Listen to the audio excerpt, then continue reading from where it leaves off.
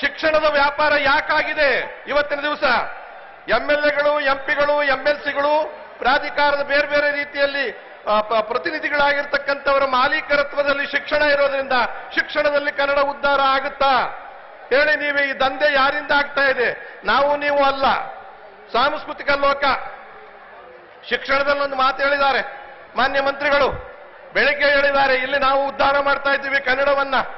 60,000 ಶಿಕ್ಷಕರ ನೇಮಕ ಆಗಿಲ್ಲ ಕನ್ನಡ ಪ್ರಾಥಮಿಕ ಮತ್ತು ಮಾಧ್ಯಮಿಕ ಶಾಲೆಗಳಲ್ಲಿ. ಮಾಧ್ಯಮದಲ್ಲಿ ಶಿಕ್ಷಕರೇ ಇಲ್ಲದೆ ಇದ್ದಾಗ ಶಿಕ್ಷಣದ ಉದ್ಧಾರ ಹೇಗಾಗುತ್ತೆ?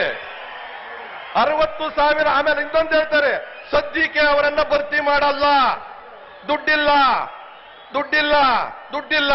ಕನ್ನಡ ಉದ್ಧಾರ, ಕನ್ನಡ ಉದ್ಧಾರ, ಕನ್ನಡ ಉದ್ಧಾರ ಹೇಗಾಗುತ್ತೆ ಅಲ್ವಾ? ಆಂಗ್ಲ ಮಾಧ್ಯಮಗಳ ಹಾವಳಿ, ಕನ್ನಡ ಶಾಲೆಗಳ ಅವನತಿ, ಖಾಸಗಿಯವರ ದಂಧೆ. ಶಿಕ್ಷಣ ಮಂತ್ರಿ ಇದನ್ನ ನಮಗೆ ಹೇಳಿದ್ದಾರೆ.